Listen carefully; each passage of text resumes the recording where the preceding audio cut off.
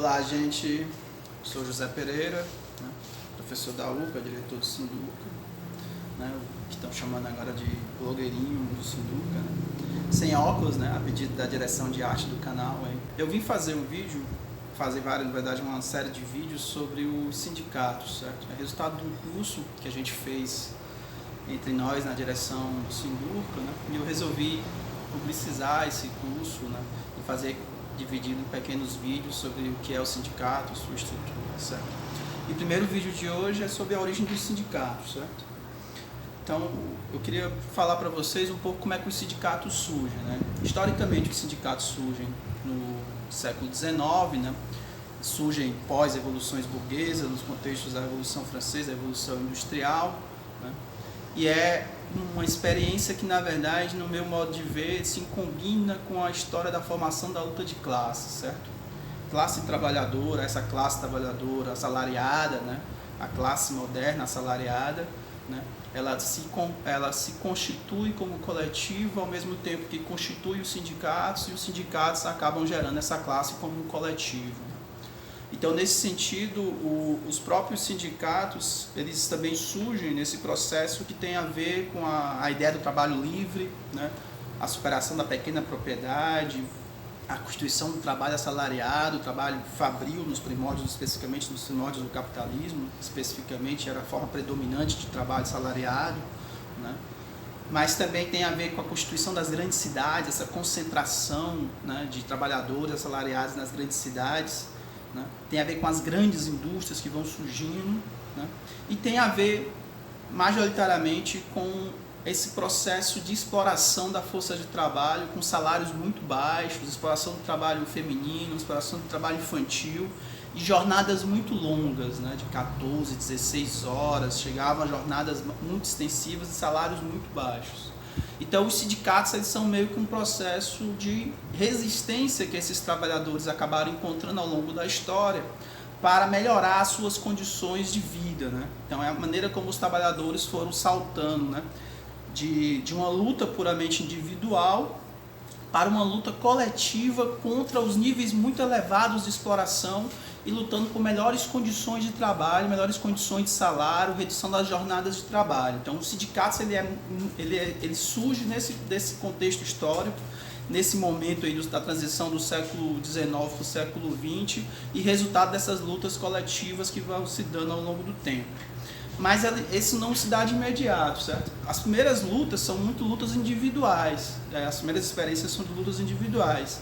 Então, a primeira experiência, né, de luta individual, pelo qual nós podemos citar, né, é a experiência dos quebradores de máquinas, né, que tinha na frente, né, o movimento ludista, né? E esses trabalhadores, especialmente na Inglaterra, né, eles faziam uma reflexão dizendo que a origem da exploração, a origem dos baixos salários, do desemprego também que surgia, tinha a ver com o surgimento das máquinas. Então eles pegavam, né, tinham esse nome, né, o ludismo por causa do líder, se chamava Ned Ludd. Então eles simplesmente se organizavam e quebravam as máquinas e causavam prejuízo aos trabalhadores, né? Então essa era uma leitura ainda muito inicial do que era a causa da exploração nas relações de trabalho, né? E a maneira como eles acabaram respondendo a isso achavam que a razão estava nas máquinas, destruíam as máquinas, né? Esse movimento foi dizimado, o seu principal líder foi criada a pena de morte para poder destruir o movimento e executar os seus líderes. Então essa é uma maneira um exemplo de como os trabalhadores lutaram de diferentes formas ao longo do tempo, né? Aí um nível de organização, porque eles faziam isso coletivamente, mas ainda uma ação direta, ainda com uma leitura muito superficial do que eram as relações de exploração capitalista, né? Tem um outro exemplo histórico que é muito rico, e esse sim serve mais para explicar o que é a origem dos sindicatos, né? Que é o movimento mutualista, né? Ou chamadas associações de mútua ajuda. Esse movimento ele existe em vários lugares do mundo, né? Vai se dar durante basicamente o século XIX, que elas eram o seguinte, né? Os trabalhadores se organizavam, certo? E faziam um caixa de mútua ajuda. E esse caixa, né, eles escolhiam entre eles um líder, né, uma espécie de organizador que gerenciava esse caixa, que era resultado de uma contribuição individual de cada trabalhador, todo mês uma parte do seu salário destinado para esse caixa. O que é que eles faziam com esse caixa, né? Esse caixa ele servia para ajudar os trabalhadores em situações muito diversas, né? Ajudava os trabalhadores quando eles ficavam desempregados, então o trabalhador podia recorrer a uma parte desse caixa para poder se manter e sobreviver durante o desemprego. Ou quando sofria um acidente de trabalho e não podia trabalhar, né? Nesse momento não tinha nenhum tipo de legislação social, estamos falando aí do século XIX. Né? Então não podia mais trabalhar, ficava sem salário, então podia recorrer de novo à associação de mútua ajuda com a qual ele contribuía. Quando ele morria, né, por exemplo, pagava-se o enterro para a família e dava-se uma contribuição para a família, para a viúva, para os filhos, para poder se manter sob determinado tempo, certo? Então essas são a primeira forma mais orgânica e permanente, mais organizativa e permanente que os trabalhadores encontraram, que elas depois vão vir dar um salto para os sindicatos. Como é que elas dão um salto para os sindicatos? Especialmente quando esse caixa da Associação de Mútua Ajuda, ele passa a servir como caixa de greve também, certo? Então tem uma greve e agora o caixa está à disposição dos trabalhadores que vão ter seus salários cortados para que possam sobreviver durante a greve e manter a greve. Então esse é um exemplo de como essa forma de organização ela transitou para os sindicatos, certo? Então, os sindicatos eles têm uma característica basicamente de defesa do trabalhador e de luta pelos baixos salários, né? E eles começam, né, isso aí o Marx vai colocar isso no Manifesto Comunista e em outros textos muito interessantes sobre o tema dos sindicatos, né, como ele vai fazer uma reflexão. E essa luta por salários, ela, aparentemente, é uma luta puramente econômica, né? Só que quando essa luta é puramente econômica, é quando ela se dá em uma fábrica, certo? Em uma categoria específica, em um setor de trabalho específico.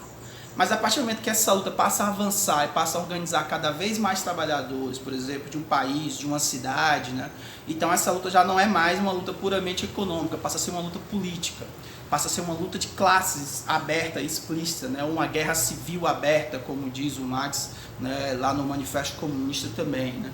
Então, nesse sentido, nós vamos ter uma experiência na história, também aí na Inglaterra, né, que é muito importante, que é o movimento cartista, né, onde basicamente vai ter uma proporção de organização dos trabalhadores, onde vai ter claramente uma posição política e um tato de que a organização dos trabalhadores tem que tratar da política, né. Então, o movimento cartista que vai se dar ali entre os anos 1830 até 1848, mais do que isso, né? Inclusive vai ter até 1860, 1870, 80, por esse período na Inglaterra no século XX, eles inclusive vão participar da Primeira Internacional, alguns dirigentes do movimento cartista vão estar na Primeira Internacional com Marx, eles vão promover uma Carta ao Povo, que era um conjunto de reivindicações políticas, né? Como o direito ao sufrágio universal, do voto masculino, por exemplo, né? Remuneração para os parlamentares e trabalhadores, isso é importante, porque essa remuneração, inclusive, ela é exigência para os trabalhadores, a gente possa contar isso em outro momento, essa parte da história, né? Então, essas eram algumas reivindicações que o direito ao voto secreto, também como uma garantia de liberdade democrática, e essa Carta ao Povo do movimento cartista reuniu cerca de 3 milhões de assinaturas, né? Ela foi rechaçada pelo parlamento inglês, claro, mas também envolveu uma luta por greve geral por parte do movimento cartista para poder concretizar suas reivindicações. Então, claramente aqui nós temos um movimento que passa a ter proporções e reivindicações políticas e econômicas, entende a economia como dissociável da política e passa a reivindicar esse espaço de atuação, né, por parte dos trabalhadores, né? Então, essa é um outro estágio em que os sindicatos passaram a estar ainda no século XIX, né? Então, os sindicatos, eles se parte da ideia, né, de que a luta econômica é sempre uma luta política quando ela incorpora a organização do conjunto da classe, do conjunto dos trabalhadores, de diferentes categorias, diferentes setores, né? Então, sintetizando, os sindicatos surgem no século XIX, passagem do século XX, certo? Como a organização dos trabalhadores para se defender quanto a níveis exacerbados de exploração, quanto às extensas jornadas e conquistar direitos, certo? Então, se nós temos hoje, por exemplo, direito a férias, direito a 13º, direito a salário mínimo, direito a um descanso semanal, uma jornada de trabalho de 8 horas, isso se deve muito à luta dos sindicatos, a luta dos sindicatos travaram durante todo o século XIX e do século XX, né?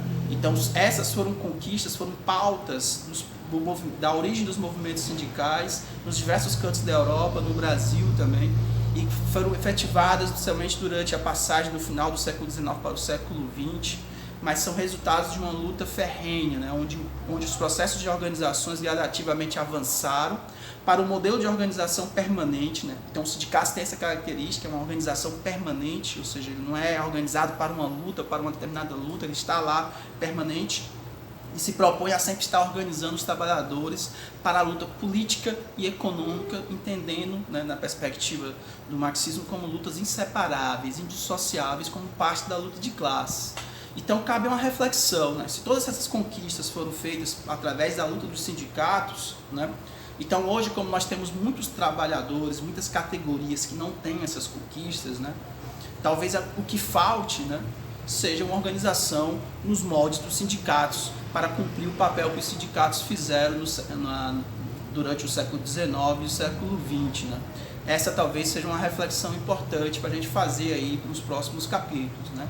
Eu encerro aqui o vídeo, né? No próximo vídeo eu vou falar um pouco sobre a estrutura dos sindicatos, os sindicatos autônomos, os sindicatos na perspectiva que vai se dar no século XX, certo? Sob controle do Estado, e aí fica para os próximos vídeos. Até mais, agradeço aí a atenção e até a próxima.